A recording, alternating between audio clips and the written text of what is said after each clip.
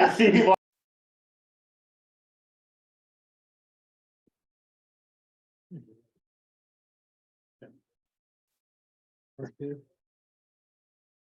9:58, so I'll wait a couple more minutes. Yeah.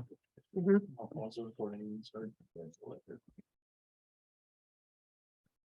Okay, I have a little bit after 10, so we'll start the meeting. Want to thank everyone for coming, board members and presenters. First item on the agenda is the approval of the minutes from September 29, 2022 IDB meeting. So move. Second. Moved and seconded. Any discussions, any questions? Any corrections? Seeing none, all in favor? Aye. That is passed. Second item on the agenda is the board review and action on the 2023 local economic development funding application. The reason they are here today. I know we've got a couple of new members. So I would like to go through the purpose of this meeting. Our job today here is to hear and to ensure that the proposed plans are in accordance with the eligible funding policy. And to kind of summarize that, I'm going to refer to something in your packet. It's the Winnebago County IDB per capita funding program policies and procedures. The 3-page item. I'm not going to read it all. First item I would like to read is the mission statement, so we know why you're here. Provide funding assistance to enhance local economic development efforts, programs, and opportunities that directly foster local job creation, increased income, increases in the tax base, which collectively betters the overall economy of Winnebago County. That's our mission. There's policies and procedures and how we're going to accomplish that. So I want to kind of review the policies a little bit. I'll skip down to number 2, emphasize that one. Communities may retain all or a portion of its allocated fund, providing the community demonstrates to the IDB that it operates a viable economic development program. Well, what's a viable economic development program? Well, there's 2 items that identify what we consider viable economic development program. And they're both required. Item A says a community that expends tax dollars for programs and professional staffing for economic development purposes. Pretty clear. B, a community that is a primary employment center in the county, providing substantial employment opportunities for county residents. Primary employment center means that you employ full-time staff with benefits.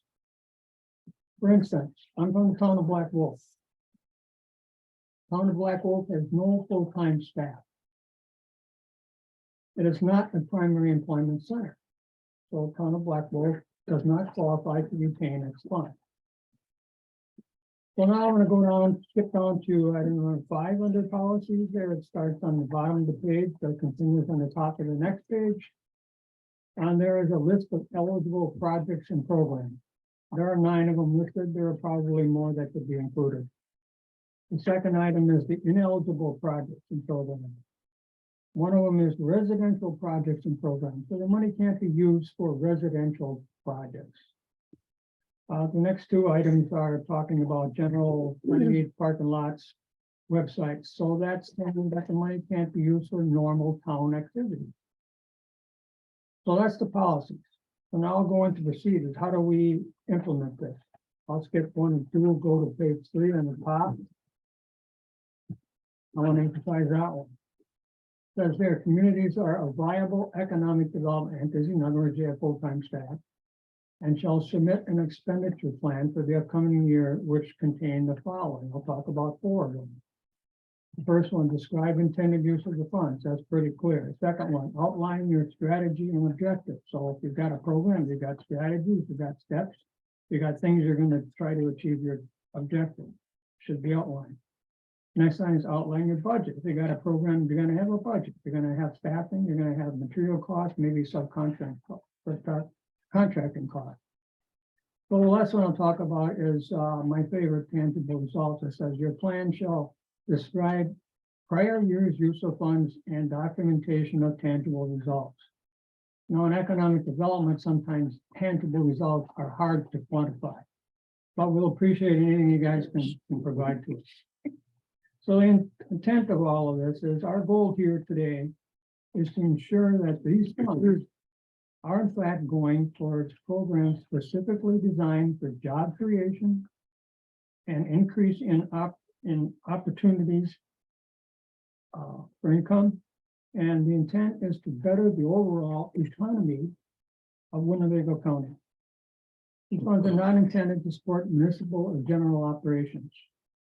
So before we approve an application, we should keep that in mind. So that's all I have. If there's no questions, I'll turn the meeting over to Gary and we'll proceed with the presentation. Thank you, Rob. As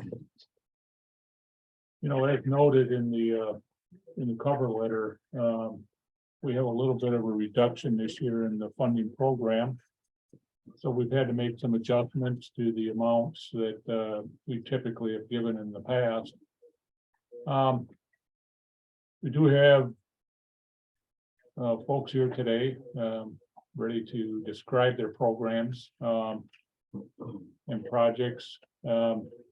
First one is City of Menasha for $13,722. We have Sam Strader from City of Menasha. If you want to give us a quick appreciate it as always. City of Menasha gets to go first, which is working out great for me today because I'm going to sneak out and head to the lake. Be safe. Yes. Yeah. But yeah, as everyone had noted, we greatly appreciate obviously the funding. Anything that has contributed certainly does help. It was a slight reduction this year, but again, it is still very, very feasible. So for the City of Menasha, again, I don't know if I introduced myself, so I'm Sam Schrader, I'm the Community Development Director. We have a full community development staff. We do all of our business retention expansion, TIF analysis, economic growth in-house. I kind of like to skip over what is in the written form. Obviously, you guys probably had an opportunity to read that. I'll just kind of give you a recap of the City of Menasha, but certainly if there's any questions, feel free to let us know. So as I walked in here, one of the first things I get asked is, how's that bridge coming? It is coming. There's been obviously setback after setback on that, but we are hopeful that April 1, that bridge is back open. Certainly what we are looking at in the City of Menasha, while it's not an eligible project, obviously is the housing and the sense of place. That is one of the biggest economic drivers right now when we do BRE visits, as I'm sure everyone else can attest to. Workforce, was historically one of the biggest issues. Now what we're hearing is workforce and housing is attached to that. So when we get individuals that they'll tell us that when we hire an individual, they'll back out after 30 days because they can't find a place to move to. So certainly focusing on that sense of place, those mixed use developments. We just recently received a report from one of the realtor associations, realtor companies, obviously located out of Appleton, and the decline in office vacancies over the last 3-4 years was tremendous. While it's coming back, there's still that huge deficit in that market as well. So right now, the City of Menasha downtown, we have 3 mixed use developments going on to include housing, as well as kind of keeping that first floor, that retail, that commercial driver intact, as well as kind of connecting those dots. Last year, we were awarded 2 pretty major grants, in addition to a few other grants. One of those was the Neighborhood Investment Fund grant. So kind of looking at increasing the Water Street corridor. So basically from downtown to the lock site, and adding some trails mechanisms in there, again, to really focus on that sense of place, is where people want to move their businesses where they want to live as well. and other people want to live. The other one is the EPA grant, Brownfield Site Assessment Grant. So we were awarded a $500,000 grant for that. Basically what that is to kind of go out and assess potential brownfield sites to increase the viability of redeveloping those sites. So having those phase ones, those phase twos done prematurely allows those sites to be actively marketed at a much higher capacity because we know what's there. We know how to fix it up front before a developer comes in and takes a look at that. So that's kind of really the what we got going on currently. There's a ton of additional projects that I won't get into at the moment to kind of save us all time. We're gonna full house of presentations here, but are there any questions of obviously what is written in the report or any specific thing that's going on in the measure?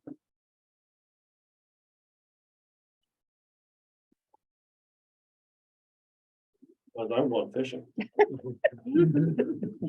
Walking out there, I hope. Take your staff people out on the ice. Yes, I got trucks full, I got my spike and everything. So Yeah, we'll well, do it. walk. All right, thank you guys very much. If there's no questions, is there a motion? I'll move for approval. Second. Moved and seconded. Any questions? No. All in favor, say aye. Aye. No opposed. Has passed. Greatly appreciated, guys. Thank Take you. care. Thank you. Thanks. Good luck. Win a truck. Let's see. Oh, this is- Drive up quick.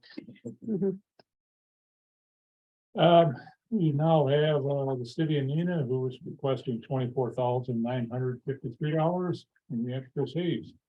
Thanks, Jerry. Again, Chris Hayes with the City of Neenah, I'm Community Development Director there. I'm glad the sheriff's department isn't overfunded, but you could probably fund a couple rail overpasses to go. Damn trains. Thanks for having me this morning. We appreciate Winnebago County and the IDB specifically for all the support they've provided the city of Neenah for as long as I can remember. We've had another busy year in Neenah. Obviously provided you a summary in our report. A couple of things going on that maybe that was placed directly in the report. We have been working on some things in our industrial park, specifically our expansion area. It seems like there are always a lot of hurdles in our way as it relates to development, and the IDB has certainly helped us with some of trying to get rid of some of those hurdles. We've done another wetland delineation in the park. We've done a navigability determination with DNR, all trying to position the park for a pending project that we're hoping to announce in the very near future. The other obstacle we seem to have is property, and specifically acquiring property. And most people think it's all about money. Well, it isn't. It's amazing how many times we run into situations where people where dollars is not the motivator. Although when the dollars get big enough, it seems to motivate. So hopefully we'll get there. Couple projects we've had going on that I did mention. The big one for us is the expansion of Theta Care. Hospital in Neenah obviously has a strong history in Neenah. We are happy that they have decided to stay within the city. They are doing $100 million expansion on the north side of their building. They're also going to relocate the helipads as part of that. Right now, the way the helicopters come in, the emergency room is on the opposite side of the hospital, so they have to wheel patients either through the hospital or worse through the parking. So that's an unfortunate situation, but it should be rectified here in the next few months. Our downtown continues to see a lot of interest. We have the project that we completed last year, the Solaris multifamily project. We have a mixed use project that's in the almost completed, probably be completed here in the next month or two. That's mixed use with retail on the first floor, office on the second, and apartments above that. That's directly next door to the plaza. For those, when we were here last year and we mentioned the plaza, we've now had into our second winter with the plaza. If you haven't had a chance to come and skate, come and give it a try. I felt like I was 12 again, which doesn't happen too often until I fell. Then I felt like I was. So, Galloway, we've had Galloway, it's been a strong business for us. They continue to expand every year, it seems like. They have another expansion planned. That will be one of many that they will continue to hopefully grow. My understanding is that they cannot keep up with the demand. For those that don't know rum chata, if you enjoy rum chata, that is manufactured in Neenah at that plant. They won't tell you that, but I know that. We completed our downtown plan. Actually have not seen the final draft yet. We expect that any day. Our downtown, we have not done a comprehensive plan for the downtown in the last, at least the last 32 years. So that is something that we are very much looking forward to and will help us continue to position the downtown for future growth and development. Another thing that I have not mentioned that is coming up here this year is the construction of a new parking ramp. For those that aren't familiar with parking structures, or at least the cost of parking structures, they average about $25,000 a space. So when we start to do 500 spaces, you start to get up to that $12 to $15 million mark real quick. But it's been a victim of our own success in terms of, well, the only good thing that's come out of COVID is the lack or reduction in demand for downtown parking, but we see that coming back here in the future. And in addition to providing capacity for current demand, we also would like to see conversion of our existing surface lots into higher and better uses. So we'll have to obviously replace that parking. And the plan is to do that with a new structure. Multifamily, I think Sam mentioned a little bit about it. And I know it was specifically mentioned that IDB doesn't fund residential. And I don't know how that changes or how that plays into things, but one of the things that we hear continually and have been hearing for a number of years is housing, workforce, and specifically workforce housing. And how do we get at that?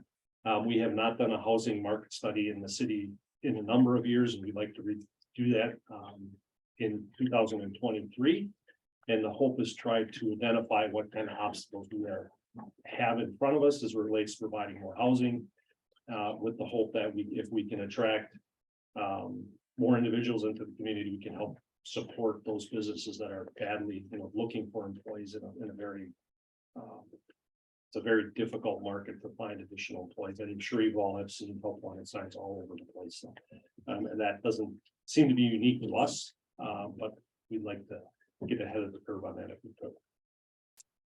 I will stop there and answer any questions you might have for me.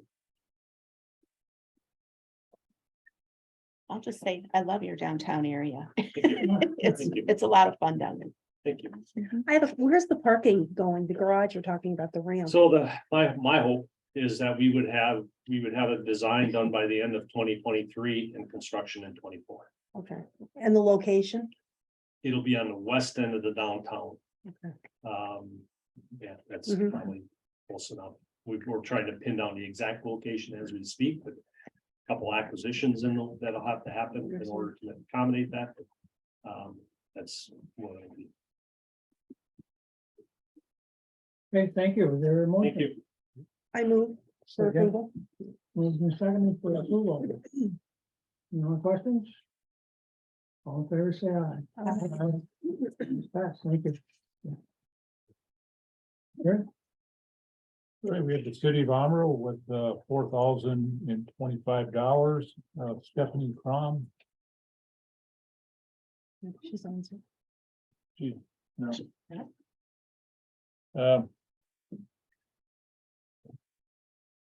So I don't know how you want to handle that, Mr. Chairman. is our policy say something about they have to be here? Not specifically, but it's encouraged. If they don't want it, Winnebago will be happy to take those. Yeah. I'll split it out. I believe in the past, if they weren't here, we allowed them to come back at the next Yeah, meeting. typically that's what Common. we tabled it, for the next meeting. Correct. That's typically, but I know that Armoro's having some difficulty now, their administrator left them. Yes. So there might be a bridge in there between that, they might have to have somebody else come in. So if Yeah. you would hold it back, I Oh, would sure. appreciate that, and I think Armor would also. yeah, very good. So we need a motion then to table it? I'll go move. Is the town of Rushford okay with that as well? I don't know if they are or not. I am. Just moved and seconded. Who second? Oh, Morris. Any more discussion? Hearing none, all in favor, Aye. from table, thank you. Now we have Greater Oshkosh Economic Development Corporation. They have a number of towns throughout the county that have contributed their allocations to Greater Oshkosh for 2023.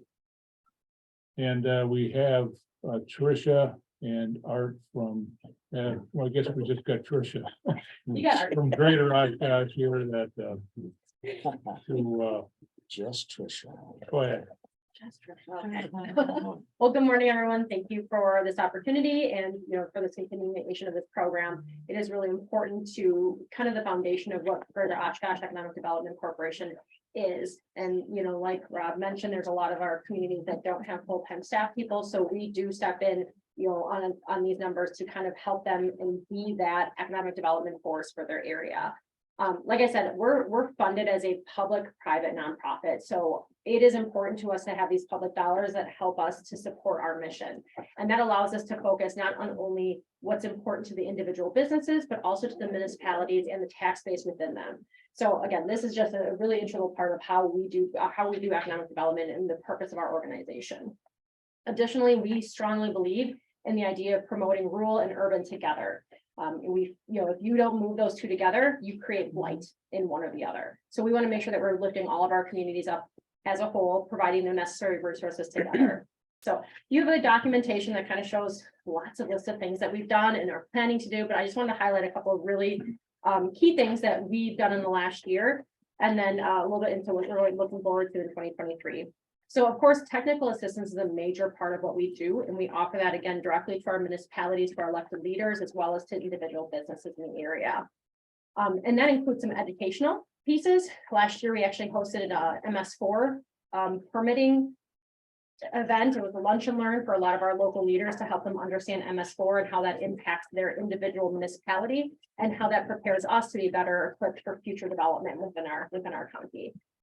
We also, we try to represent the county as wide between rural and urban when we talk about initiatives like our childcare study, the broadband study, the benefit survey that was done along with the Oshkosh Chamber of Commerce. So making sure that we're getting that full scope of what's happening within our region. Collaboration is a major part of what we want to do. So working together, I think a really great example of collaboration this last year was with our with the Winnebago County Airport, the Whitman Regional Airport, as well as with the CVB and the city of Oshkosh. And we collaborated together to put forward a promotional booth for EAA and to actually, again, represent to that giant crowd of people who come every year what opportunities they have here in Oshkosh. And we're looking to expand that collaboration and make it even bigger and better in 2023. Additionally, one I think the other big pieces that we were able to, that we do provide and actually saw that impact. If you remember in 2021, this committee provided matching funds for us to do our USDA grant for rural revolving loan funds. So that was awarded to us in 2021. We actually started distributing those funds in 2022, making some of our first loans in that program. And we are set to finish out our allocated funds we have now, actually probably in the first quarter of this year. We have that many applications. We have more applications than we have money. So therefore, we're going to go chasing after some more. So we're going to go to USDA again this year and see if we can get some additional funds into that program, because we are really, having those dedicated funds again for our rural communities that don't have access to bigger programs like this, that couldn't run these programs independently. We can bring that. So, I think that's kind of the most of what I wanted to mention on. Again, appreciate this partnership and how we work together to bring Winnebago County as a whole together, and welcome any questions. Any questions? Hey, just more of a statement, I guess from my budget and how this went, and I understand allocations went down a little bit, and we've had some conversations that East Central Wisconsin levy went up a lot. But one of the things about this is it seems to be more of just a check, without without, I guess, too much guidance on it. But this is historically one of the only places where Winnebago County has teamed up with anybody with economic development. And we need to do a better job of direct funding, much like we did with the benefit study and the childcare study and more things like that. So just because funding was less here doesn't mean that Winnebago County is not involved in looking for other ways. And I appreciate everything that you guys have been doing. I think it's absolutely a priority of our county to make sure we're looking at these things. And there's been some conversations about housing, how housing isn't directly involved, but indirectly, absolutely. I mean, that workforce housing is something that all counties are in a challenge from. In fact, Utah and Nevada told Californians, please stop moving to our state. We can't grow as fast as you guys are moving here, and there's no place for you to move. So that was a big theme in NACO, is pretty much the overwhelming theme is the best way to tackle housing is through zoning. Zoning issues are what's causing some of the problems that we have. We used to have mother-in-law suites. You know, as I'm walking through a over 100-year-old town with all these skinny townhouses, we figured it out 100 years ago. We can get back to it again. So I would just say, keep up the good work. And I really appreciate how you guys have been driving forward, even though this was a significant revenue loss for you. It doesn't mean we're not going to be there in the back end. And I know this board, I really appreciate that we're going to take a look, I believe, at the next meeting, how to get going. You see more involved in our revolving loan fund, so we can actually get those monies out to the community. So thank you guys for everything that you're doing. Thank you. Just want to kind of tag along with what you just said, John, about zoning. So zoning regulations are too restrictive, or is that what? Yeah. That was the theme at NACO, and that's worldwide. Somebody talked about a study they did on 38 countries. 38 countries, all these other housing programs weren't working. If they were doing down payments for people, it was just making the price of the stock go up. If they did mortgage payments for these people, it made the price of everything else go up and everything else more unobtainable. The number one source, the number one thing that they found that's actually effective in creating housing is zoning changes. There's some other counties out there. Washington County is doing a pilot program right now. These little plots of developments where they're only requiring curb on one side of the street. They're making a lot of those extra fees go away that we have required. Now, it's different from being an HOA, but as a county or a town or a city, we have to be very careful of us becoming that HOA pricing people out of homes. So zoning is going to be a big. It really is, and our push. team is actually meeting, especially with some of our, like, obviously, the city of Oshkosh has a zoning department, which have been looking at a lot of these types of things and making recommendations to council already. We're meeting with our individual municipalities to look at what they currently have. And in some ways, even, we want to protect our agricultural part and some of the ruralness that we do have. We don't want to just be, wall to wall, but where do we have dedicated zones for development? Where do we have areas where we are willing to go higher density and then protect some of the other areas? So being very intentional about that, because that helps us when someone, if someone would come to them and say, well, I really want to do a housing development, well, we have this already set, right? They're ready to go. Or if we have somebody who's coming around interested in single family housing, hopefully comes back around as a profitable venture, that we can direct them towards places where we have that availability to put in some of that. And that's what people are looking for, right? We talk about the American, this came up at the chamber breakfast the other day of that slice of the American dream. And we in the Midwest are kind of uniquely situated that we have power, we have water, we have land, and we can still protect the somewhat rural nature of our communities by being very intentional with how we zone, but also giving the opportunity to create housing at an affordable level. So. Thank you, Tricia. Absolutely. For a motion. I'll make a motion. Second. Motion made in second. Any other discussion? All in favor? Okay.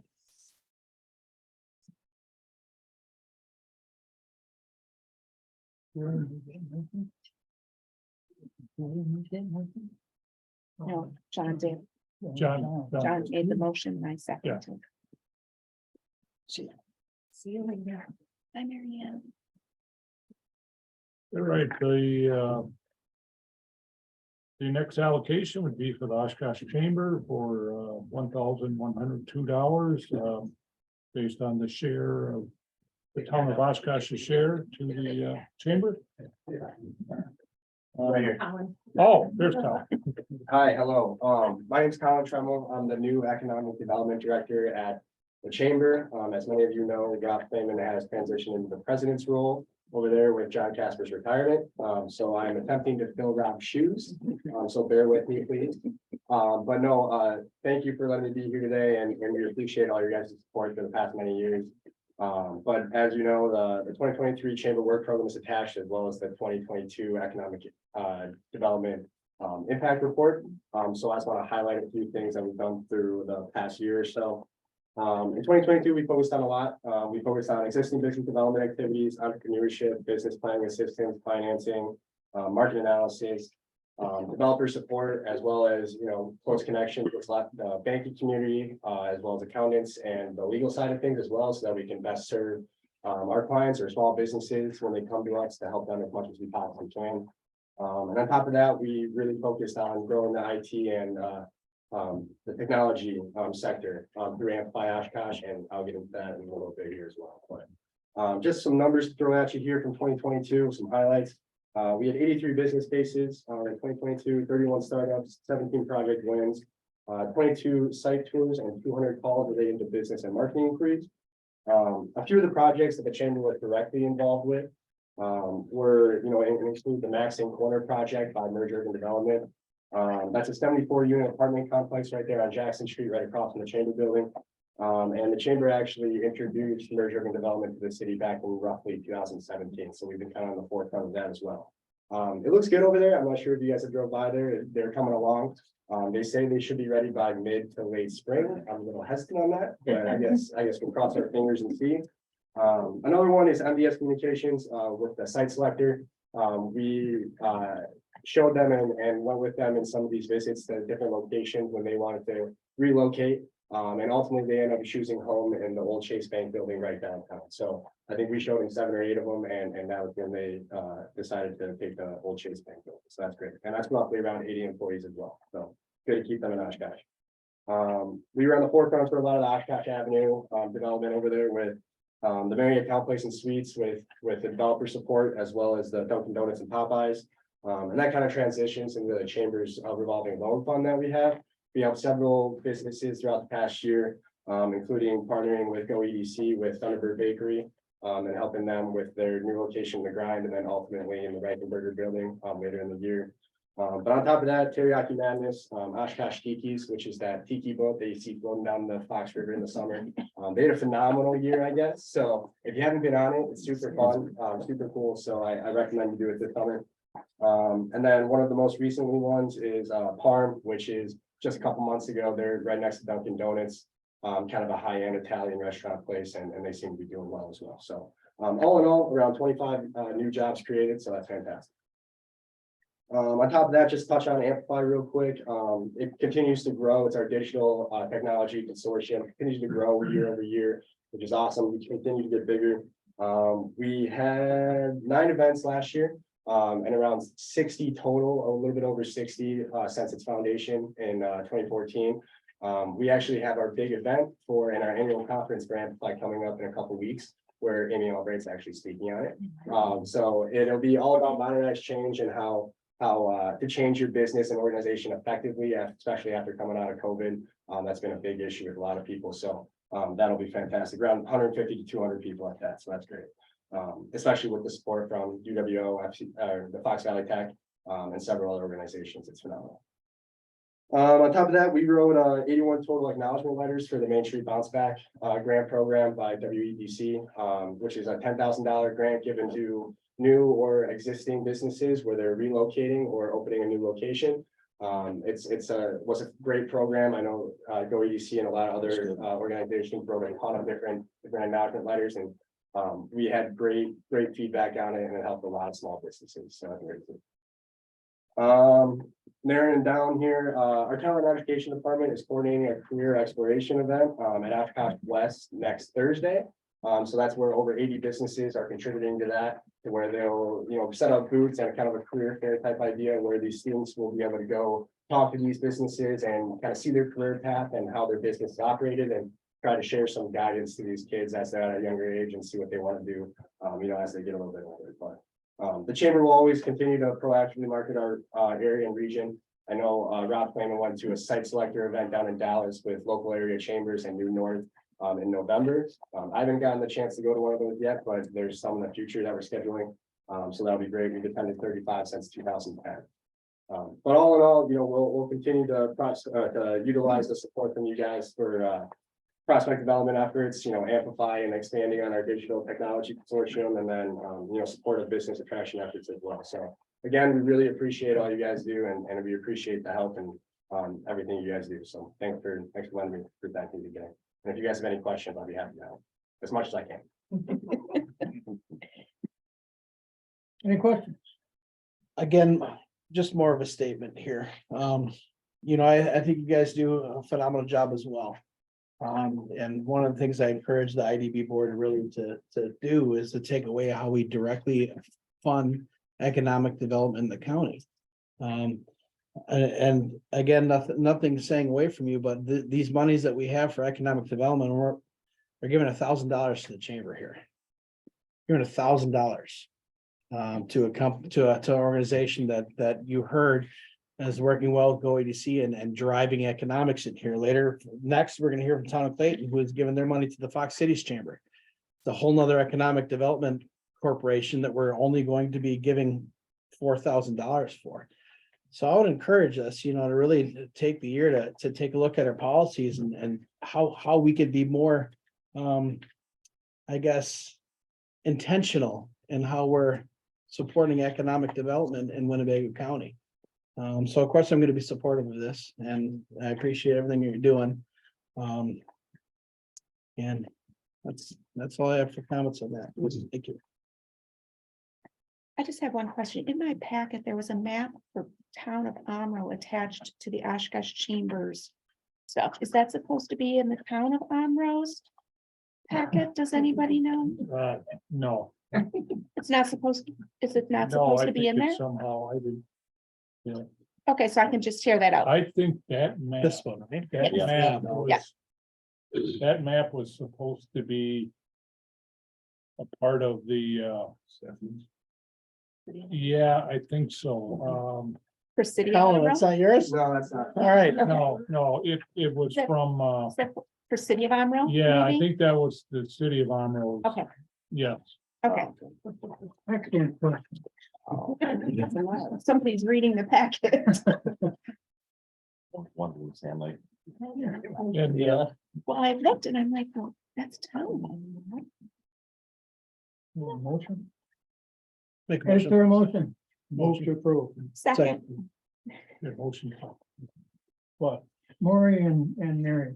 Mhm. okay. To, you slightly beat John by a minute. I yield. All in favor, say aye. Aye. Thank you. Next item, Gary. Yeah, before I move on next time, I just want to apologize to the city of Amro. It just crossed my mind that I think it was on Monday, I received a note from the city of Amro. Stephanie Crom had a death in the family. And she indicated she couldn't make the meeting. So I got a note on that, and it completely slipped my mind, and I apologize for that. So I just want to clarify that there was a reason they weren't able to present today. So and we can, I guess, still address it at the next meeting. And I kind of sent an email back to them, just indicating the board may just table your request, and they may just address it at their next meeting. So I apologize for that. Clarify that. Next on the docket is the town of Clayton. In the town of Clayton, had, they originally had requested to use their funds this year. In the end, they decided, and you'll notice that in the write-up, they decided to allocate their funding to the Fox Cities Chamber, Fox Cities Partnership, which serves the north end of Winnebago County. I don't know if you just want to take action on that, or I mean, it's up to the board here, how you want to handle that. Or would you rather have the Fox Cities Chamber come in and sort of make a presentation based on this $3,948 funding from the town of Clayton? It's really up to you guys how you want to handle that. You know, it's up to the board here.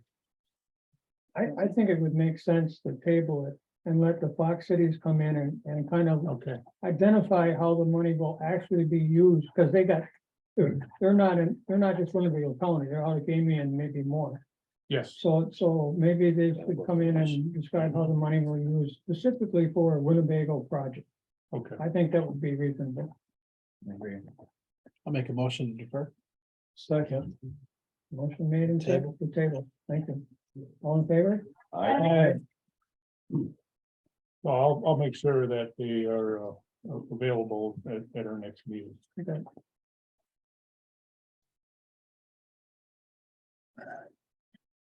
The next one is the town of Neenah, who are making a request for $3,331, and I know we have Ellen Sturkey on Zoom here. So, Ellen? Yes, can you hear me? Yes.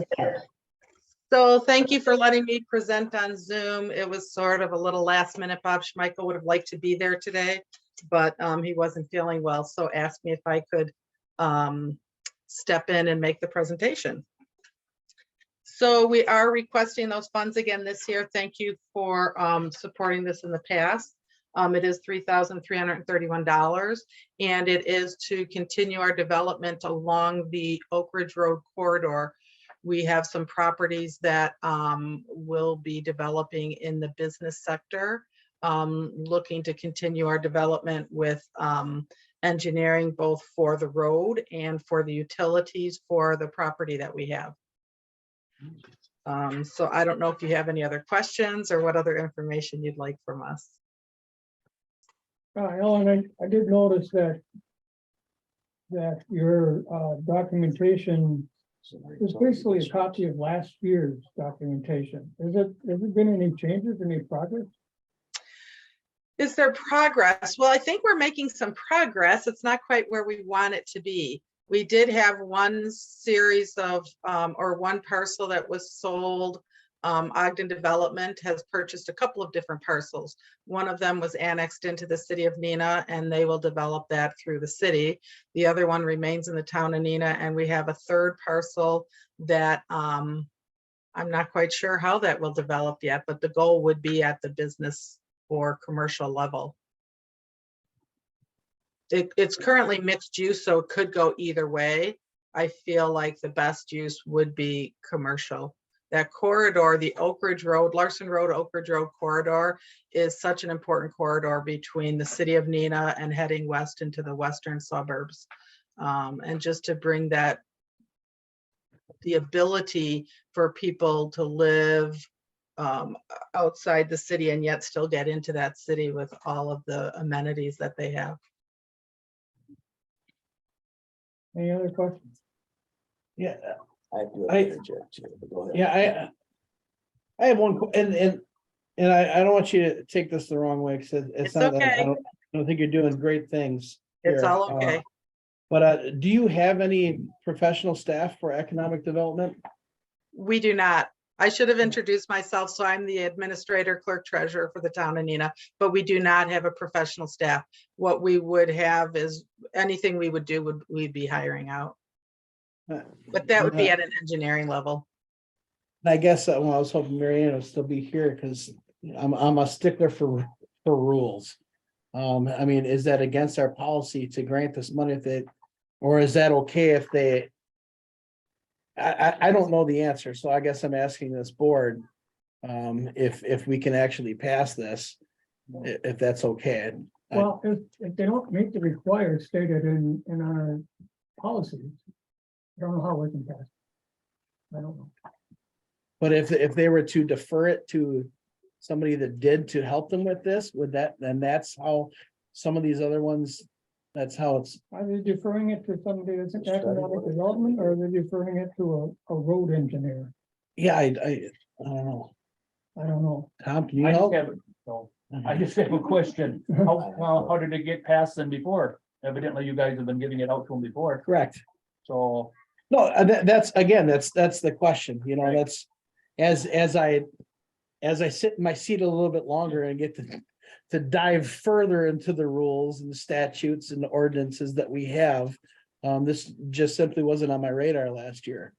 So I guess that's the question. There have been times when the board, has agreed to, to fund something on a more or less a one-time basis. Recognizing that it could have some sort of economic development potential, okay? This particular situation, this is I guess the third year in a row that the town of Neenah is asking for funding for the same item, essentially. And there's been times when this board has, allowed itself to be flexible and felt that, okay, on a one-time basis, we could help you out here. And I think the board needs to be careful how far afield it gets from its stated policies now. I mean, it's entirely up at the discretion of this board, how you handle that, Mr. Chair, I do have some concerns too. Maury has. Oh, sure, go ahead, please. Very.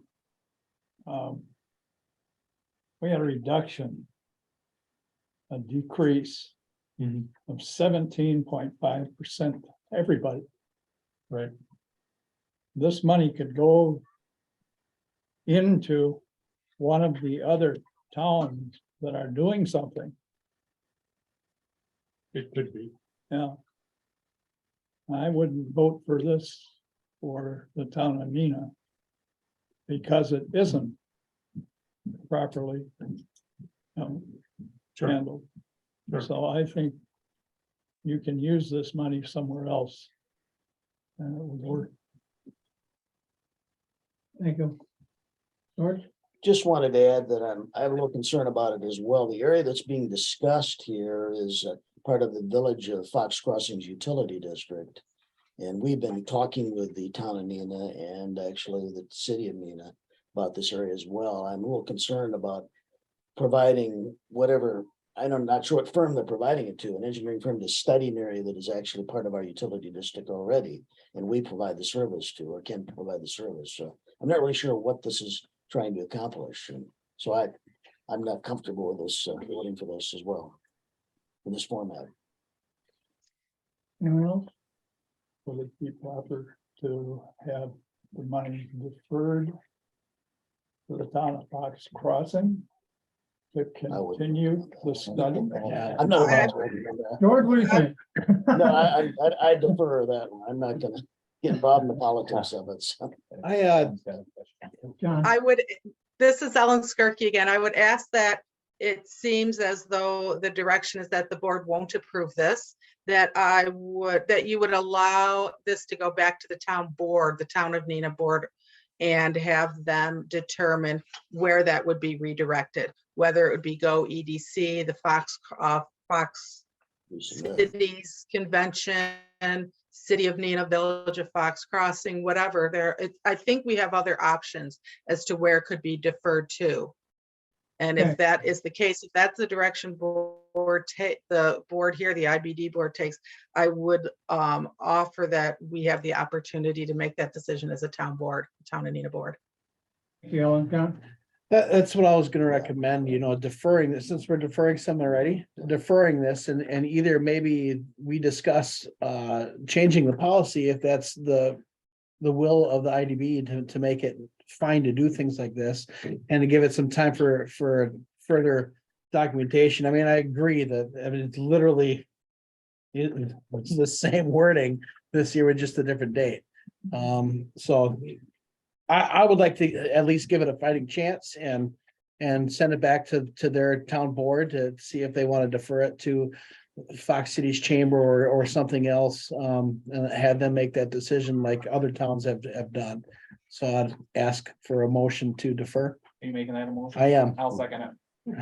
With the Motion table, made- Motion made in second. Any other discussion? Seeing none, all in favor? Aye. Aye. All right, we've heard back to. Thank you. Thank you, Ellen. Thank you.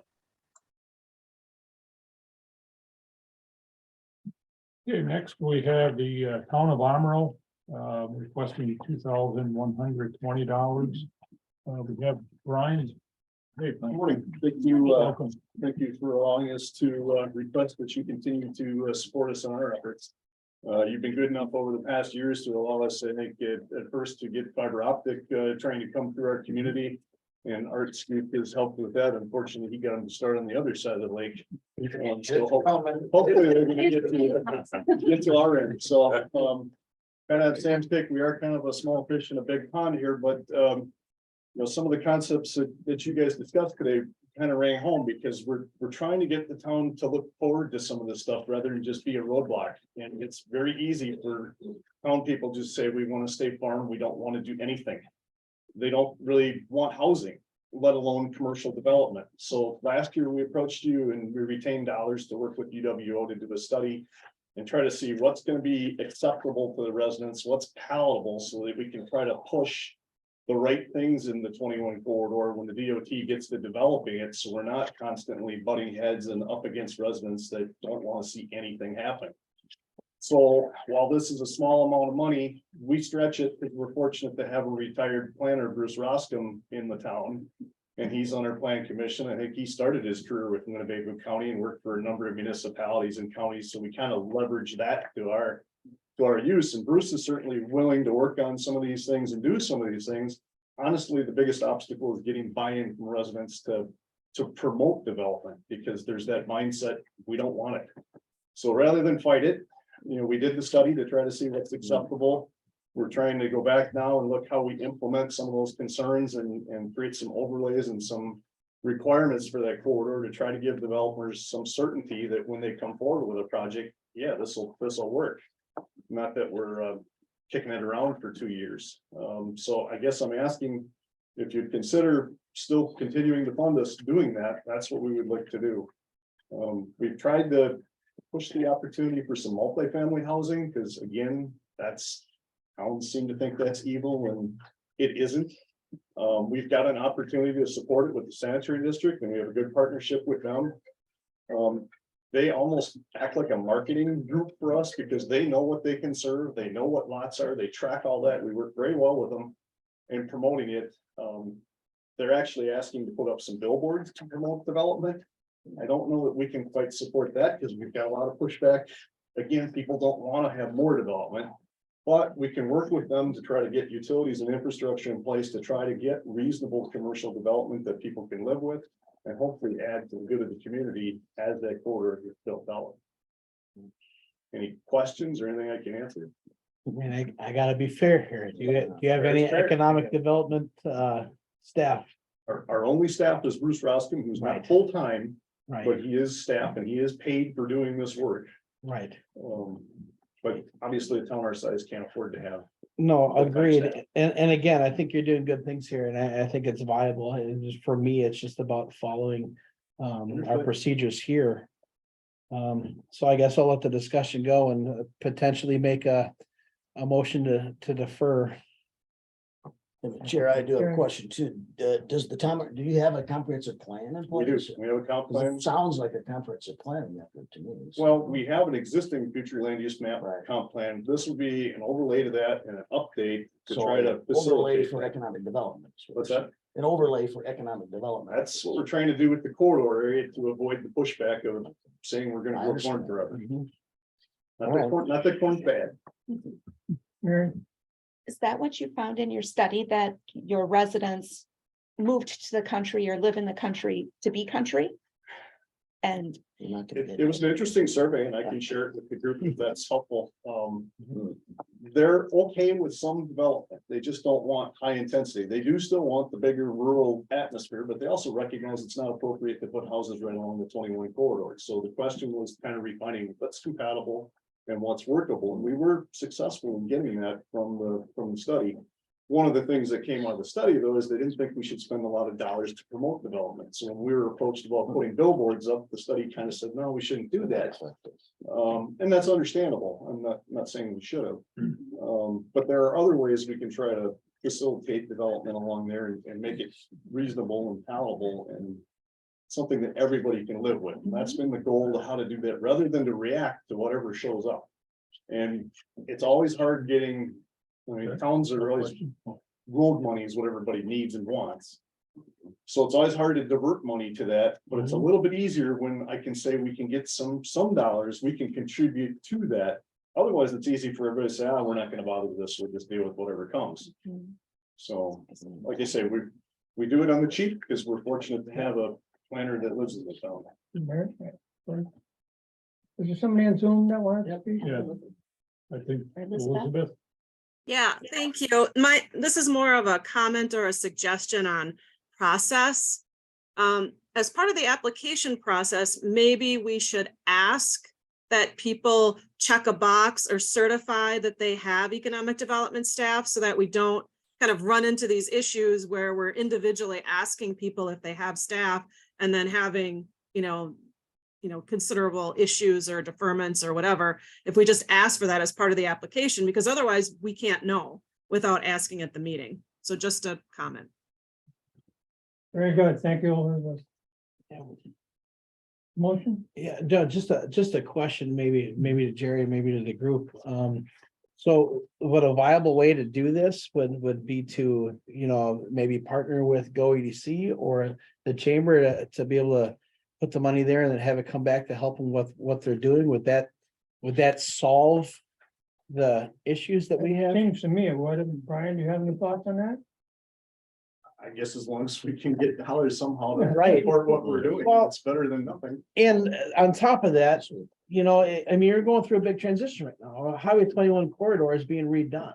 We're trying to get Right. prepared for. That is not an average project for you, so a little bit more help to make sure it's done right. So the economic impact is appropriate for this. Again, it's a way for this board, I think, to be a little bit more intentional. And again, I think 2120 is a little light. I'm sure you'd like to hear that. If you want to give us But- more, we won't object. Well, I don't know if we can, so I think that's, where we have to really make sure that everybody's working together. As a team to really make sure that you're getting the resources you need to, so we can knock this out of the park. And we've got a good start. We've met with Department of Transportation. They've been cooperative. Obviously, we're not going to change their road plan, but where there's give and take on things, they've been receptive. We've talked to them about other programs. Part of our concern is isolating one side of the town from the other. When you put the corridor through there and trying to get some pedestrian crossing or some way of getting across, we met with them. We'll meet with them again. I don't think they've got the ability to change course on what they're doing, obviously, but going forward, we're trying to plan to account for that because there's a big side of the town to the south of 21 that's not developed, that will be someday. And it doesn't do any good to isolate the two. So I guess my last question is, so if we table this to our next meeting, would that give you enough time to meet with your town board and the economic corporations that are in the room to figure out how to? We've got a board meeting a week from Monday, so yeah, I mean, I can meet with the board. I guess we'll have to discuss with them how that scenario would work and if they're willing to do that. nothing wrong with it. And like I say, they've helped us out on other things. So MS4 stuff, we're well positioned on that. So I mean, it's. I was glad I came today rather than doing Zoom because it was interesting hearing the dialogue and the different concerns people have. And I think we have much the same, just on a much underfunded scale. Andy? Sure. Just a comment here, you know, this is gonna kind of being directed or, you know, the money's gonna be diverted into, you know, one of these chambers, it kind of seems like, right? And but at another point, they're already doing a lot of this work, you know, you've got money for marketing material, right? Nobody at the town is a marketer, and I'm sure one of the chambers or stuff like that would, you know, they're already doing that work, so they put on a pamphlet, town of Amro, something like that, so just more of a comment. George? So, I mean, I'm looking historically at some of the things we've done in the past. I mean, even when we're still the town of Menasha, we coupled with another, because we have always had staff to do economic development. We coupled with another township to do economic development efforts, actually with Clayton and with Nina in the past to do things. To me, that might be a better approach to take, is some of these townships to combine, like it's done with the greater Oshkosh area, to combine together to put together an overall program that will really create an economic development, because doing them all locally, unless you have substantial amount of funds, is not gonna be very effective, in my opinion, so. Yeah, I think it's called Yeah. collaboration. Yeah. The more That's collaboration, you right. have, the better. The larger the group, the better you're gonna be, Right. successes in Right. economic development. Yeah. My Any other suggestion. questions, comments? I'd like to make a motion to table this to the next meeting. Motion I'll made, second that. Andy second. All in favor? Aye. Thank you, Brian. Thanks.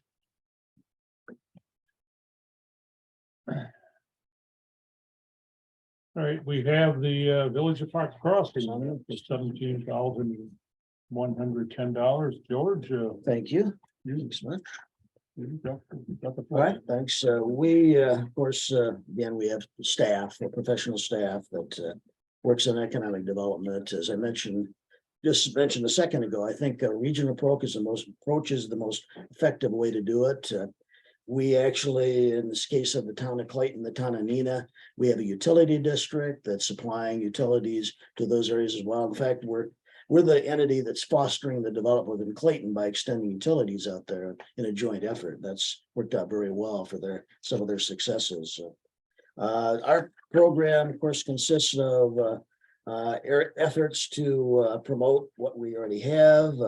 We've had some pretty decent successes last year. Of course, the new high school is under construction. It's in and of itself, it's not something that's an economic development effort, but it fosters new development. Of course, we're funding the extension utilities to that. We also, housing was discussed in great detail. That's certainly a challenge we all face. I want to add that I think to say zoning is the problem, you have to be a little careful about that. We encourage high density development all the time. There are not a lot of takers out there. And most of the people that want to do development want money from the local community to do it. Unfortunately, we're tied to as all of us, we're tied to a lot of different things. Stormwater is mandated by the state and by the EPA. That's very costly. We're putting in, all of us, larger communities are putting in multi-million-dollar detention ponds to foster that. We try to do them regionally, but the challenge is limited funds, tax monies to do all those things. So there's a limit to how far we can go, short of just letting people build whatever they want and without additional costs. We can't do that, obviously. We have to provide the services, water, sewer, and so forth. Last year, we had success with Clearwater Paper. We've had a long period of time where we haven't had any paper industries shutting down in our village. We've had successes and conversions to other uses. The former site for the diaper plant was converted to other uses. Clearwater Paper, I knew was coming. It's a very old facility.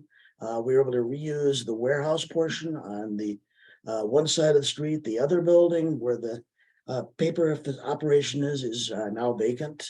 That's going to be a hard reuse. We're working with them to try to find another use. Housing would be ideal with a mixture of commercial. The building is going to require substantial rework. We've talked with them, so that'll be an ongoing effort we're doing. through economic development efforts and funds. We do TID if we could, but that's not ideal in that situation. We, like others, have buildings that are now become vacant. We have some office buildings that, as we all know, are not being utilized because of COVID. People found you can do Zoom like this, and it works pretty well, and a lot of workers prefer to do that. So, but we're working on reuses of those as well. Our efforts continue to be economic development studies, putting in funds for promotion of new development. Housing is always the challenge that we do. We certainly, the use of the funds that were available to the state for the various smaller funds for communities has worked well. We'll continue those efforts. Again, the funds are just a small portion of the efforts we do in economic development. So I'm open to questions. We appreciate the funding availability, and we understand the challenges the county now faces to provide the continued funding for this. I get the details in mind. Just a comment, just to dovetail on your statement of. Yes.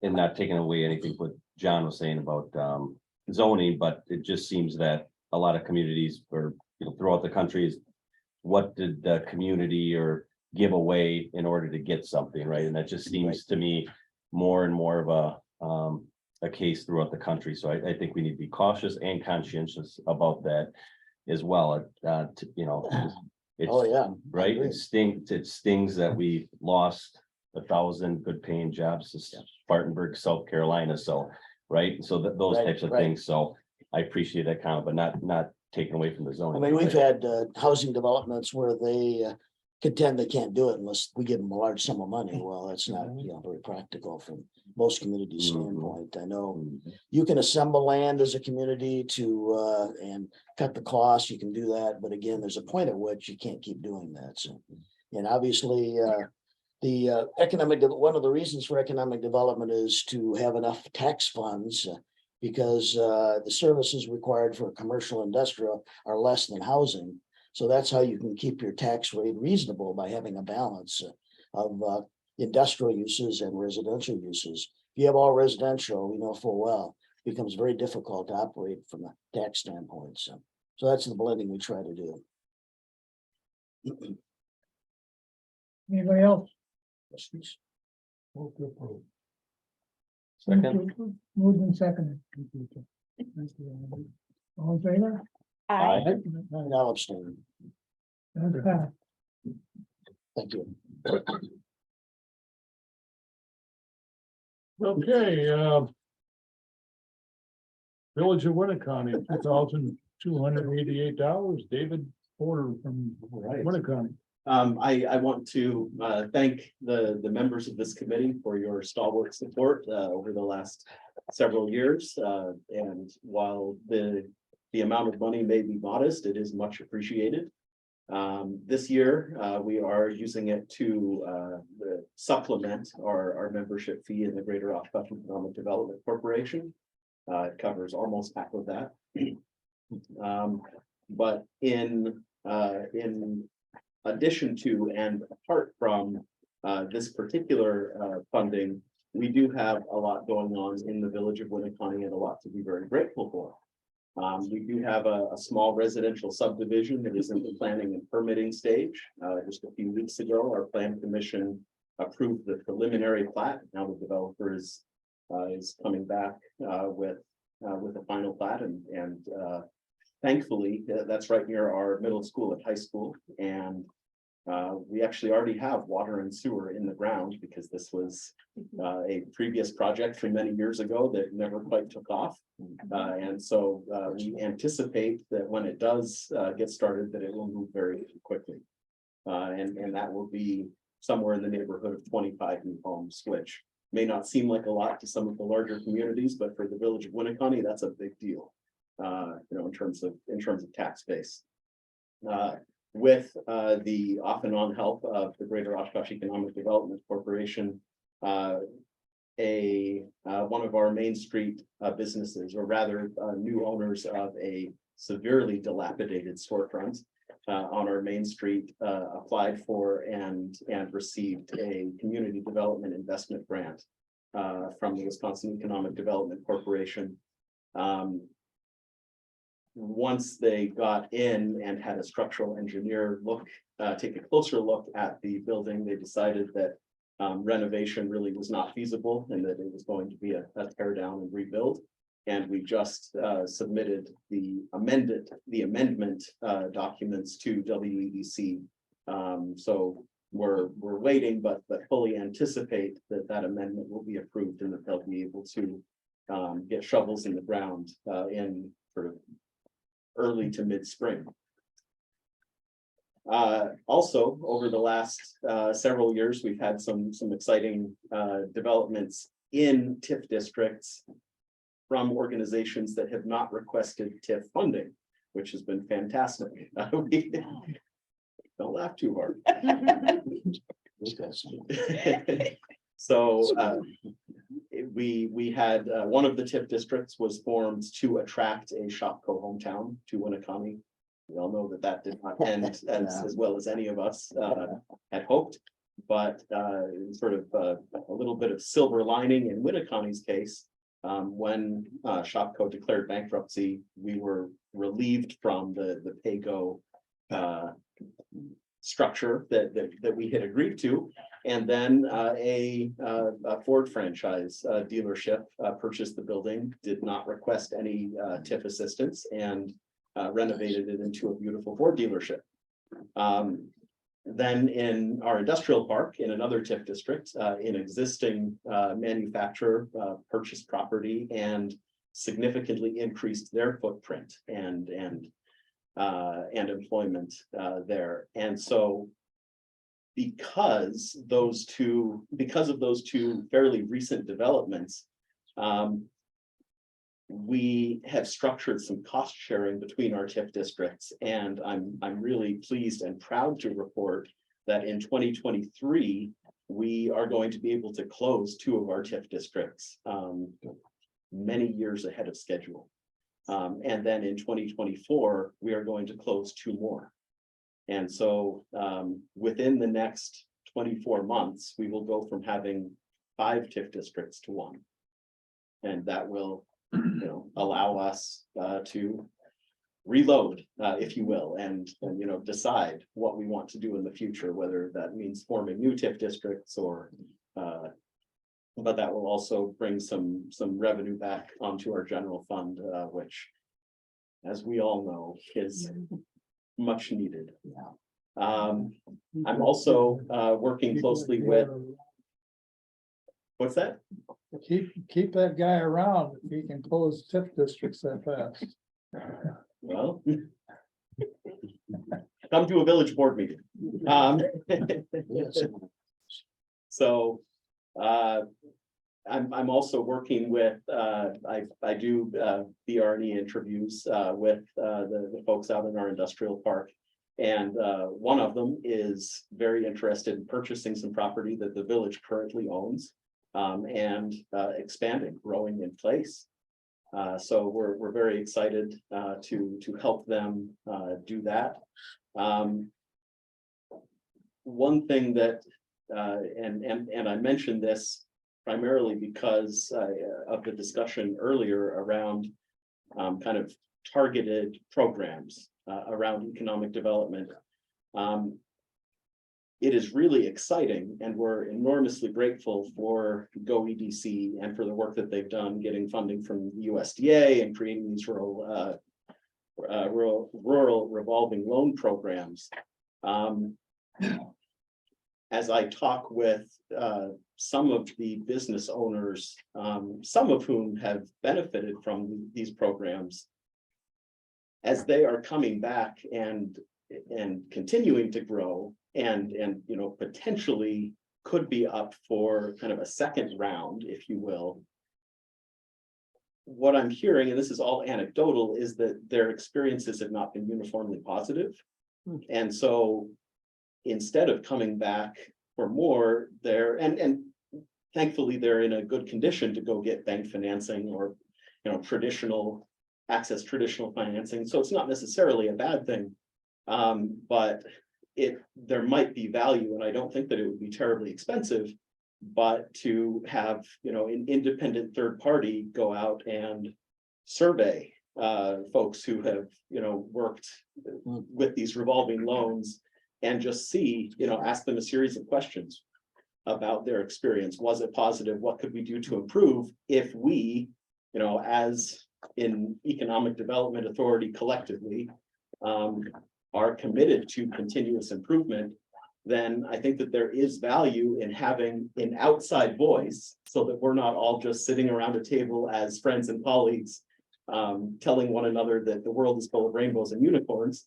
Let's have a third party voice come in and tell us not only what we are doing well, but also help us identify our own blind spots and figure out how we can continue to improve and build upon our successes.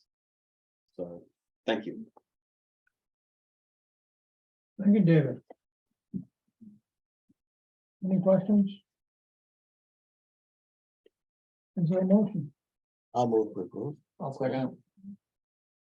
Moved and seconded by Tom. All in favor? Aye.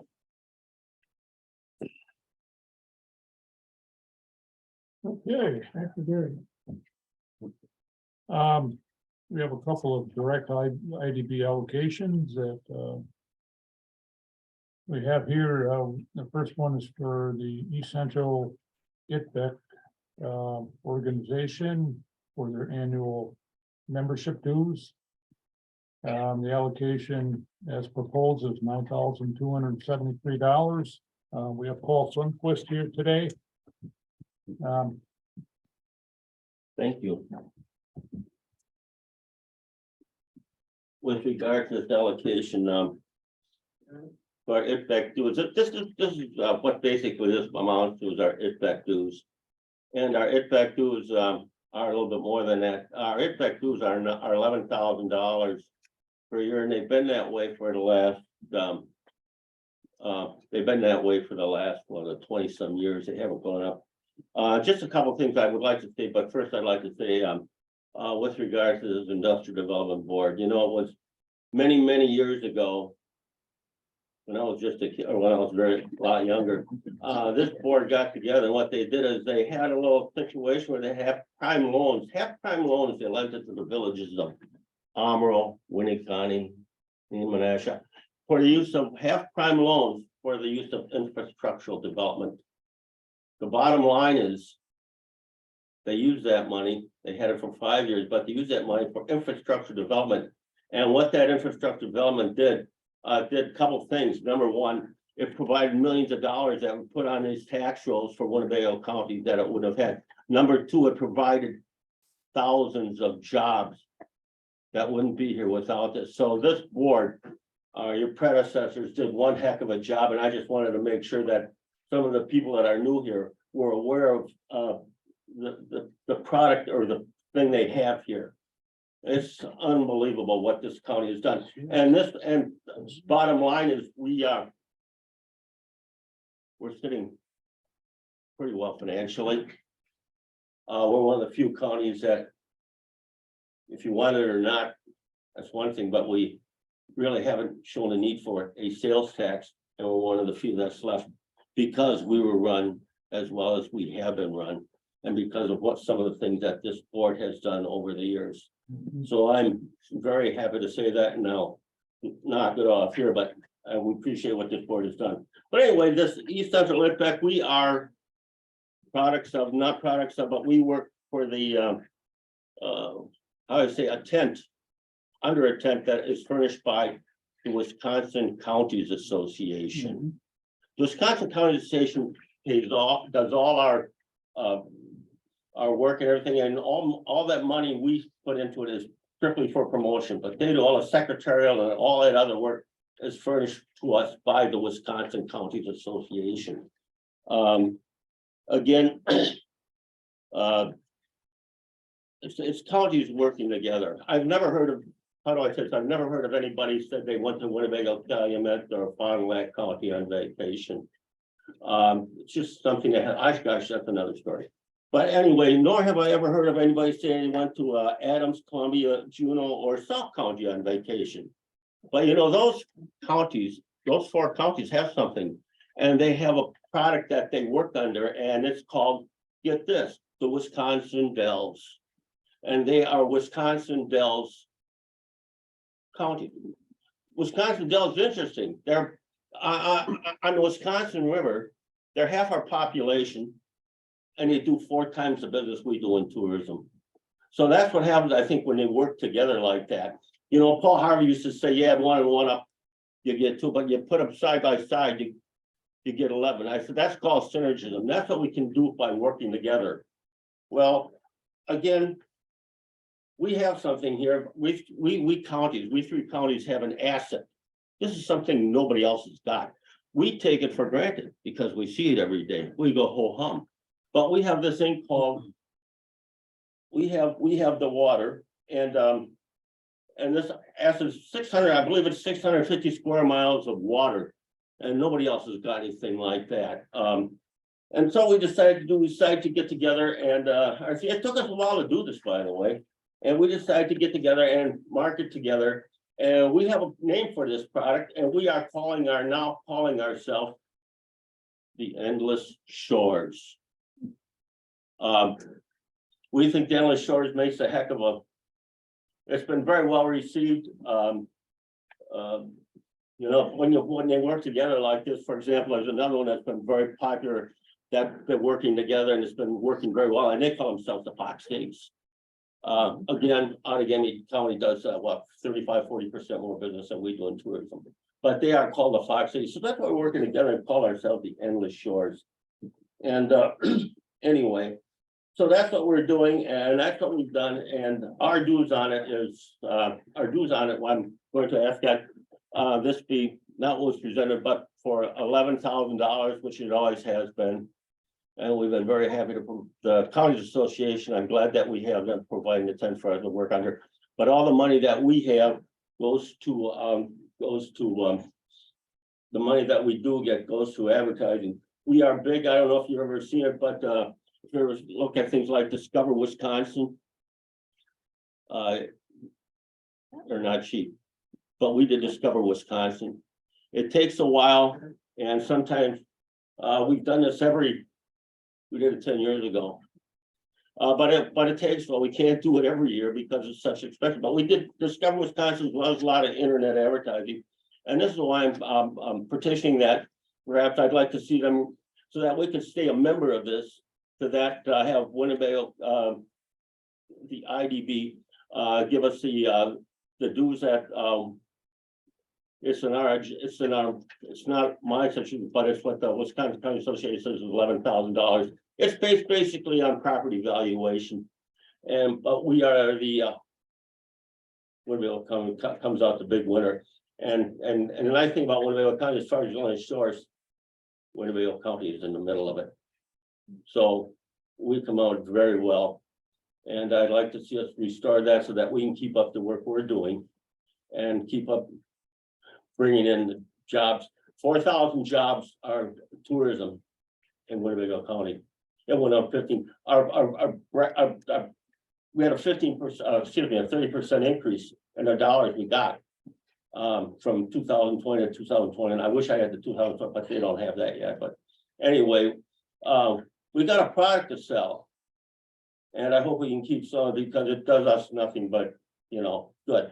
Nice thing about tourism, there's 1 or 2 things that happen. When people come as tourists, they do 1 or 2 things. They either spend their money or they go home and they leave their money with us, or they come here and they become part of our workforce. Either way, we win. And that's what I like about tourism. Thank you so much for your consideration, ladies and gentlemen. Thank you, Paul. Any discussion? All right. Yeah, you could. I know it's a 3-county partnership. It's with us, it's Fond du Lac and Calumet. Yeah. I do know that we are the lion's share of that portion. I am supportive of moving us up to 11,000 because that's what the contract is. Thank you. That would keep us there. Again, for me, and I'm not discrediting the work that you're doing, and I like the sound of Endless Shores. It's really hard for us in Winnebago County because we're also part of the Fox Cities. Mhm. You know, and when we have this multi-jurisdictional thing going on where we're funding both. It just becomes hard, and we're talking about tourism. I mean, the next person we're listening to took a big hit with room taxes over the last Mhm. few years for the pandemic, you know, and they do some wonderful things too. So I'm gonna be supportive of this. I'm gonna be supportive of figuring out a way to raise it back to 11,000. But to be honest, Paul, I gotta see more of what this organization is actually doing, other than a cool tagline. I don't disagree with the tagline. I think it's awesome. Mhm. But I mean, this is decent money when the chamber, we're sitting here giving the chamber $1,100 too. Mhm. So again, not to discredit the work that you've done or where we've come. So I'll be supportive of the $11,000 and Jerry, how would you propose I do that? Make an amendment to go to 11,000 out of our, Yeah, and the shortfall to transfer it from IDB reserve funds. all right, well, I would like to make Whatever the shortfall, it would be $1,727 would be. chairman's that way. Yeah, Mr. Chairman. Anybody May I- else on may the I- board? Yeah. Thank you, Mr. Dan. We appreciate that. I would just suggest that, yes, we are, but we're all in Winnebago County, and I thought that a couple things I've always, we're all working together, and that is any dollars brought into Winnebago County by Nina Menasha are dollars that Oshkosh doesn't have to pay, and vice versa. Any dollars that are brought in by Oshkosh are that Nina Menasha. So we're all in the same boat because we're all a part of Winnebago County. Because what one of us does, when Amro does something that's good, or when Winnie County does something, we're all working together.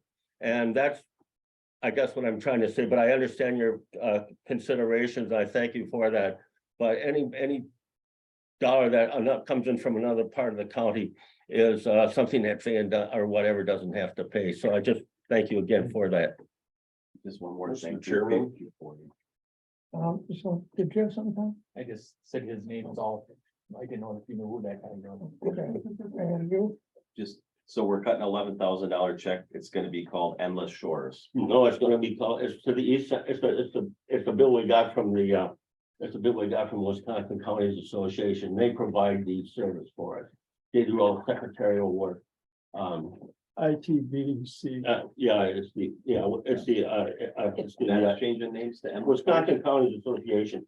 It's not, the Endless Shores is the product. Wisconsin Counties Association Is is, gonna be marketing Endless Shores for. well, this that's area. for marketing the Endless Shores, but the Wisconsin Counties Association is where, I believe you got an invoice from the Wisconsin Counties Association. But they provide us they provide the content under which we work, so, we're lucky to have them. Yeah, I agree. And so that's why it's that, but that's the product that they have, and probably should change it, so we're looking at that too, but thank you. Yes, well, it's hard to compare ourselves to Wisconsin Dells, but I don't disagree. We need a destination location and probably on the. Well, destinations, it's not, excuse me, A lot of destinations. there's so much in this, it's the destination, it's not Van Dyke, excuse me, I agree.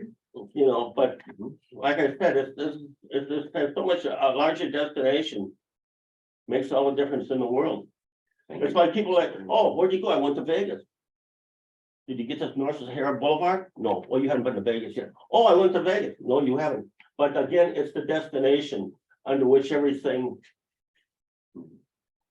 happens. Thank you. Thank you. okay, Tom, Yes, I got anything. That did come from the International Trade, Business and Economic Development. It did not come from the Wisconsin Counties Association, the bill. Okay, well, okay, is that, okay, I'm sorry, I must have mistaken that. It's back. Yeah. It's back, yeah, okay, yeah. The counties, I would Okay. think, pick us right up. Yeah, now. they run the thing, but you know, wherever it says to, you know, whatever, but thank you so much. Okay, sir, could you introduce yourself? Doug Nelson, I'm a supervisor on the county board. I'm member of the ITBEC committee. Just wanted to kind of answer John's question there. I'm new to it. It's only 2 meetings, but at our last meeting, we do have 3 new members on the ITBEC board. My business is fishing. I went through our Facebook page for Endless Shores. Couldn't find a picture of anybody holding a fish. I was disappointed with it. We put together an RFP, and our plan is, instead of spending as much money as we were just on advertising, is to hire a company firm. We have a couple different recommendations to push our website and push our Facebook and make it fresh and keep adding stuff. I mean, Battle on Bago should be all over that Facebook page, and I think we can actually stretch our dollars farther by creating a Facebook page that draws people to the Endless Shores. And I don't know if we've been capitalizing on that in the past, but social media is going through the roof, and we've got new people on this committee that I think can stretch those dollars farther and get a little bit more bang for our buck. So that's in the process of the one thing that happens, the reason more people die in car accidents is because there's nobody that's named somebody. Did somebody call 911? I think somebody did.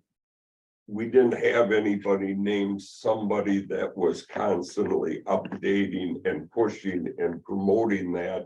And we want to hire somebody to do that rather than relying on various people to try to update it. So I look forward to that moving forward, and I think that will get Endless Shores.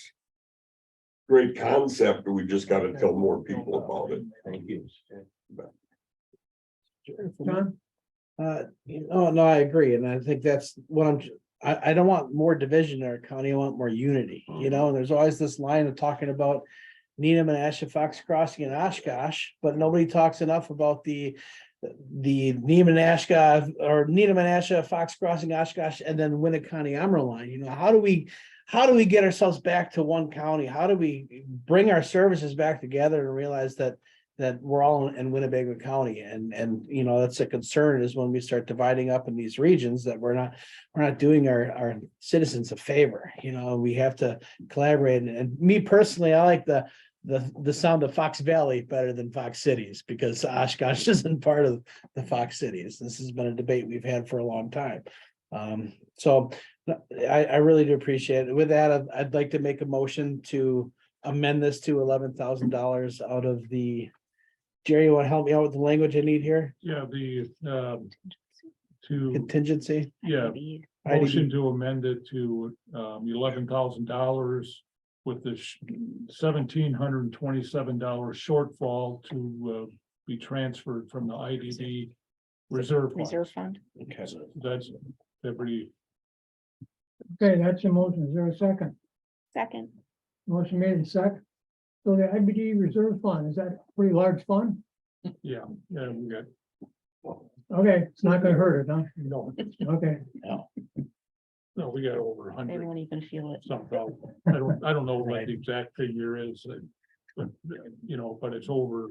It's well over $100,000. any other discussion? All in favor? Aye. That's passed. Thank Thank you. you, Paul. Thank you.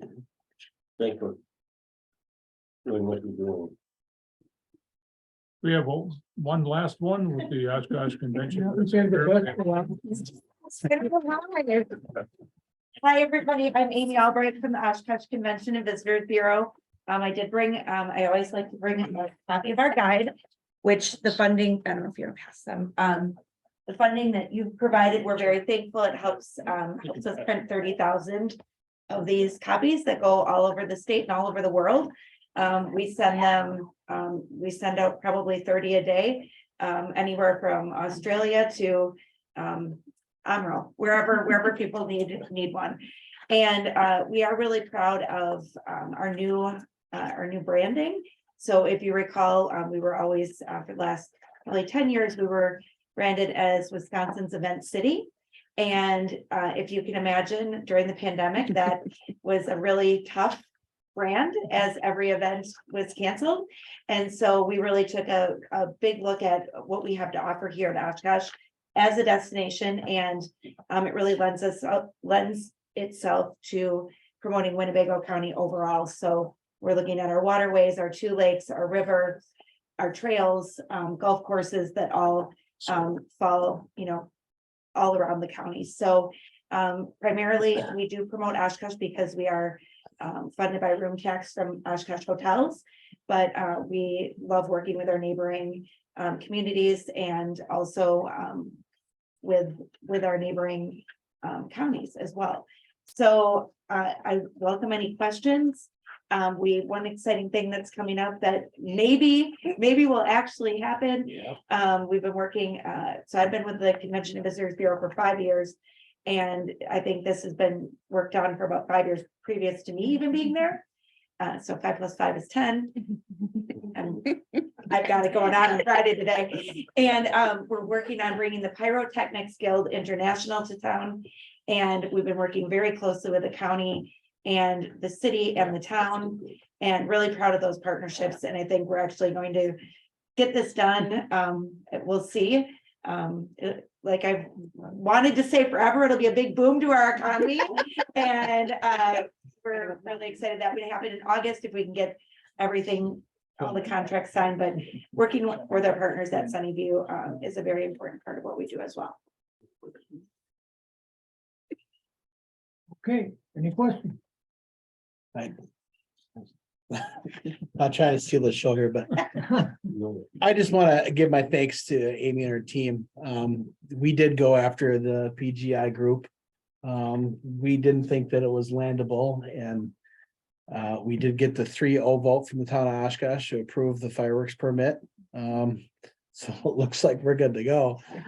Short of an official announcement, looks like we're that's a big deal. It's a huge That's a deal. big deal to the whole county, and it's gonna fill your hotels, it's gonna fill everybody's hotels.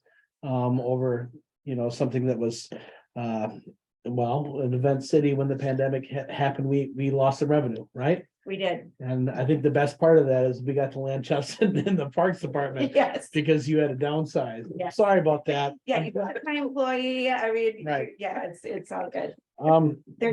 But again, I guess my ask to the board is, the theme of the day is be more intentional with what we're doing.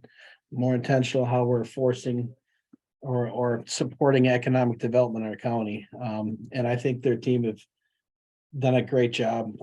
I don't think we would have been able to actually have PGI as a conversation if it wasn't for the work that they put in with us, not to mention how many other ways you filled the expo and how many events that you brought in there. Yeah, and we've got another really exciting event coming up in May that's called the Baja SAE event, and it's a group of collegiate engineers that are coming from all over the world, mostly the country, but there's a few Canadian and Mexican teams that is being basically funded by Oshkosh Corp. So these collegiate engineers come in and build vehicles, and Sunnyview is working on building a track.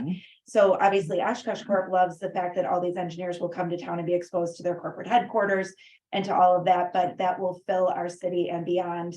Again, that regional impact when you're talking about, Neenah and up, if something's good at Sunnyview, it really fills that whole area. In fact, sometimes we feel like it might fill that first. And we're like, okay, come back here.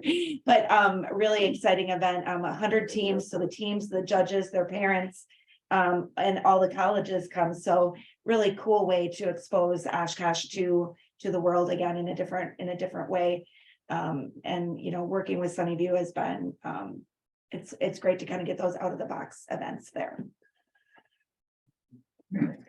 I just want to say thank you for what you did during the pandemic on promoting small businesses or really any businesses within the community. And a lot of them kind of redeveloped themselves. I think of Pete's Garage, what Pete's Garage did with delivery people dressed in costumes and stuff, and A you know, banana on a moped. on a delivering- moped or panda, and I think, I think your organization helped spur a lot of that interest. There was places I found out about that I never knew were around here, so thank you. Well, I guess I would like to entertain a motion to increase this to 15,000. To be a little bit more intentional in that, out of the same funding mechanism, out of the IDB reserve, IDB's reserves. so that would be an increase of $5,727 over and above this 9273 number. I have no problem with this, but I just think we gotta remember, we've got other ones, we've got two of them that we've already cut right out because of some little thing. Because they'd have to hire an engineer, but they didn't have them on staff, so we cut them two right out, and now you're going to go ahead. And not just this from here, but other ones you wanna raise up for whatever reason. That's my only problem with this, is that we gotta. I know that the rules are rules, but we also gotta be realized that we were cutting out two little individuals. And still you wanna raise this here up. Was there a second?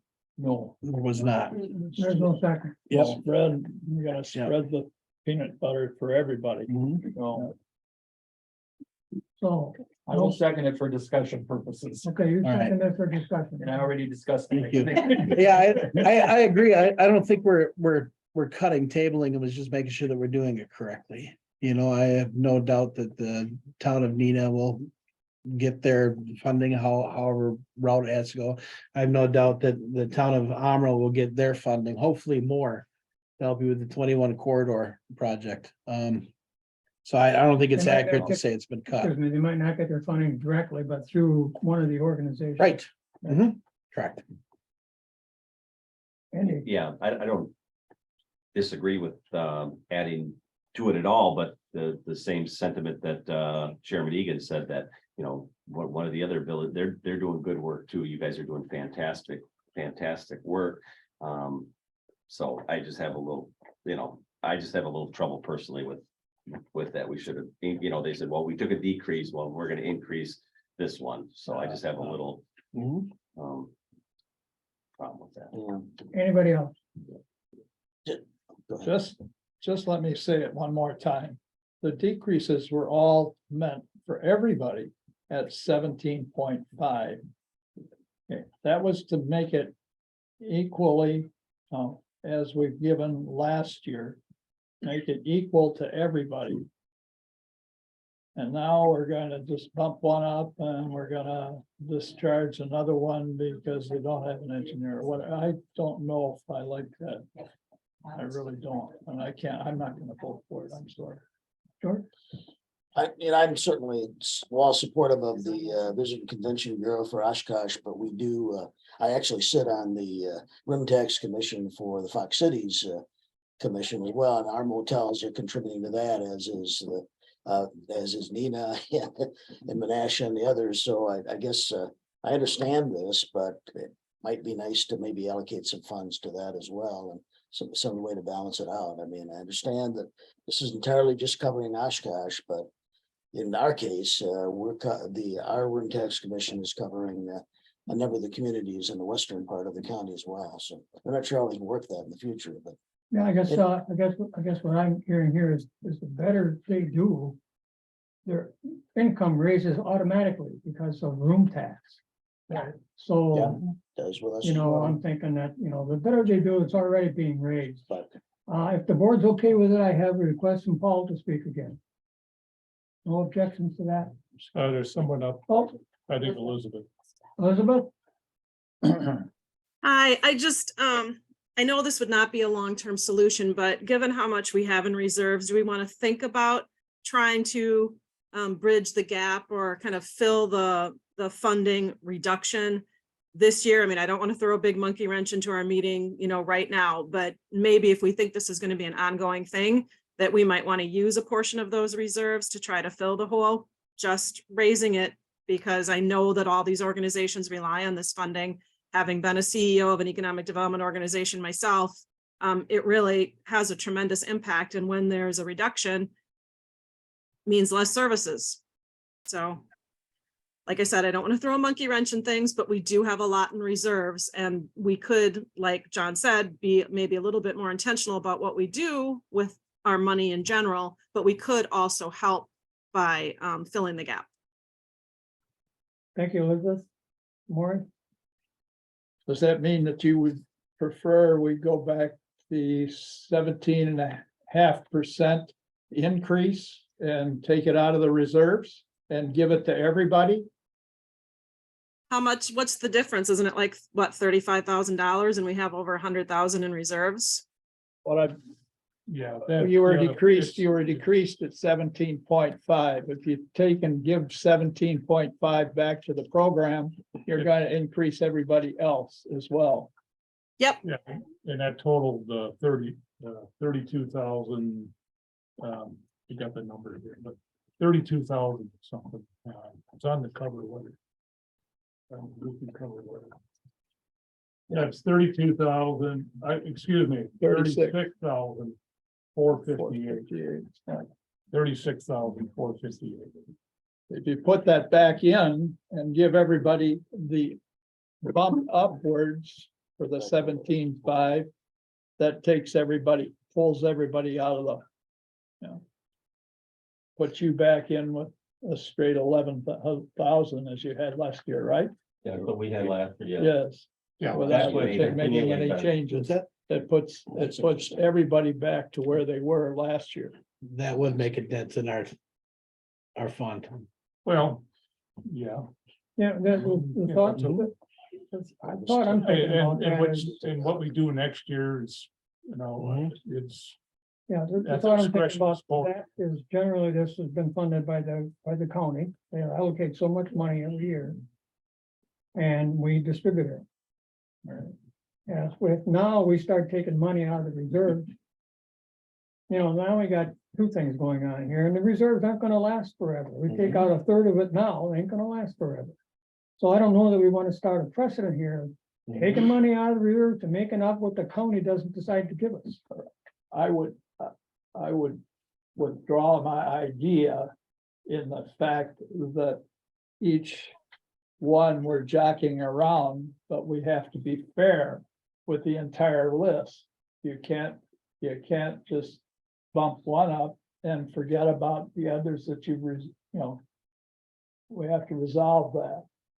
And I really think if you've got to take more money to take and resolve it with everybody, then do that and then come back at another plan to make your rainy day program a little more. Andy? Yeah, I guess I would say also that, I mean, how long has the reserve been at this level? It's been a long time. And I get that it's not something that would be a long-term solution or something that we should repeat even ever again. But we're kind of in an unusual situation. This is the first time I remember having a reduction since I've been on this board. I mean, all I recall, it started at like $1 and then it kept moving up. This is the first time there's been a reduction. And I've been on this board for almost 15 years. So I think it's kind of an unusual situation. I agree that setting a precedent for filling a hole because the county decided not to allocate as much money is not great, but we can reflect certain things in the minutes as far as this being an unusual situation, a one-time thing. It's, whatever percentage of the reserves, and that we need to come up with a long-term solution on this, because maybe this also sends a message to the county board about how important that we view this money and that these communities and organizations deserve it, and that we need a long-term solution for funding it better. I gotta say one thing here. We've got a motion on the table. It's about changing the amount of money to go to the convention bureau. So any further discussion should center on that. We've gone off on a tangent. Andy? yeah, I just think we should be, sticking with the theme of being intentional. We shouldn't be picking winners and losers. That, what we continue to say is that one entity benefits the whole county. So I just think that just giving $5,000 to one entity, setting a precedence, and we're starting to pick winners and losers around the table. And I don't think that should be the intention of what we're doing. Did I say one? John has hand up. I'd like to withdraw my motion. Thank you. And just to be clear, we did not talk about this ahead of time. I just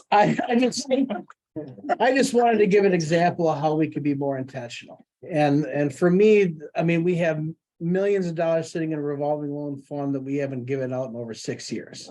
Like, we got to do something in this group to get more attention, to help these people, to help our economies grow. So I have no problem, which I'm sure Amy will not be mad at me withdrawing that. Because I did not talk to her about it. John is withdrawn, you. I will. So the motion is withdrawn, Rob. Hmm. So is this This is germane. germane? At least to the point that the money is soft. The money, because of the situation we are in today, where everything is so inflated that you can't, the dollar.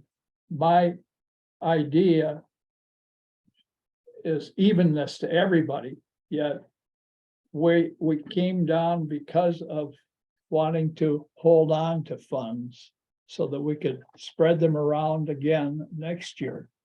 Okay, and I think by just keeping things as we are in line and moving, quickly to adjust for one or another, I don't know if that's a good idea either. So, Okay, so that motion's off the table. So what?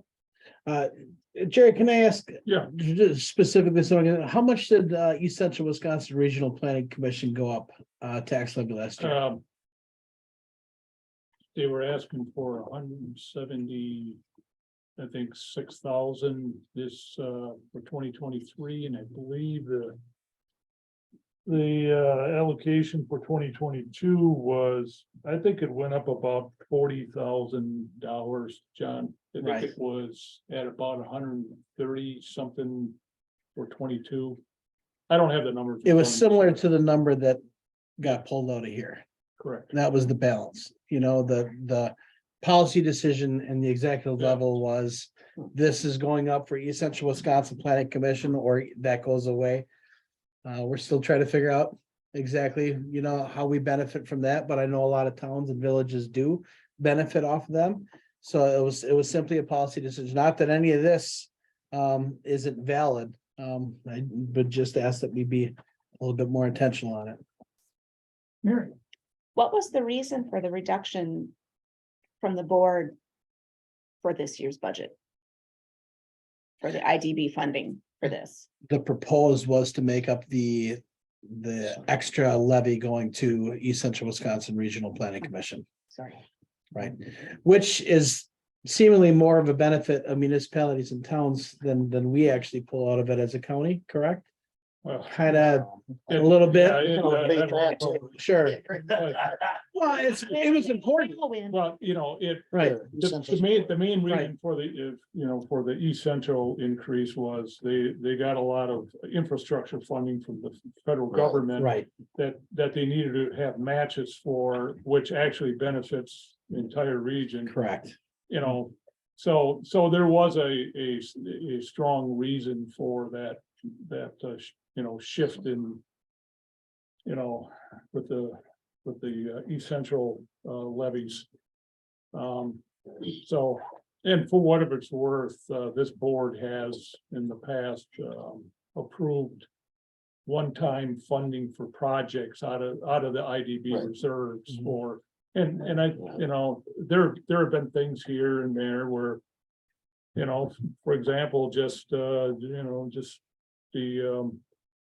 whole broadband thing, the $30,000 a few years ago, and then last year, I think it was $25,000 for broadband.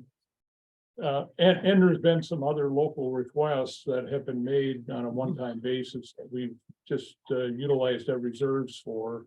but one-time projects.